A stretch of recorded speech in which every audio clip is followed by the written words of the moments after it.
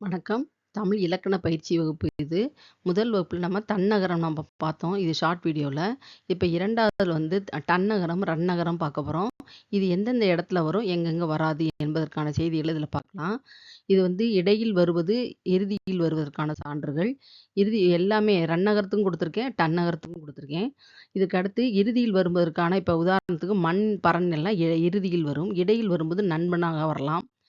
வராத இடங்களும் இதுல இருக்கு. அடுத்தடுத்து வரும்போது 2 சுழி, 3 சுழிலாம் எவ்வாறு எழுதணுங்கிறதுக்கான சான்றுகள் இருக்கு. எவ்வாறு எழுதணும், எவ்வாறு எழுதக்கூடாது, அதுல வந்து பொருள் மாறுமா, மாறாதா என்பதில 2 வகையில இந்த மாற்றம் நிகழும். 2 சுழி நீ போட்டு ஆணி எழுதினீங்கன்னா, ஆனி மாதம். 3 சுழி நீ போட்டு எழுதினீங்கன்னா, அது இரும்பு ஆணியை சொல்லும். அதேபோல ஒரே சொல் எழுதும்போது கவனம், கவனம் 2 சுழி, 3 சுழி எழுதினீங்கன்னா, பொருள் மாறாது. ஆனா தவறான சொல்லாக மாறிவிடும். அதுக்கு அடுத்து சில பயிற்சிகள் கொடுக்கப்பட்டிருக்கு.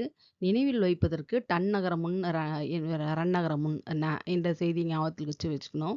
அதுக்கு அடுத்து இறுதியிலும், இடையிலும் வருவது எவ்வாறு வரணுங்கிறத நினைவில் வைத்துக்கணும். எழுதக்கூடிய, கூடாத இடங்கள் என்னென்னங்கிறதையும் சேர்த்தே படிங்க. இதற்கான லிங்க்கும் நான் குடுத்துருக்கேன். தொடர்ந்து படித்து ஐயங்கள் தெளிவுற மேற்கொண்டு பயிற்சி எடுத்துக்கணும்.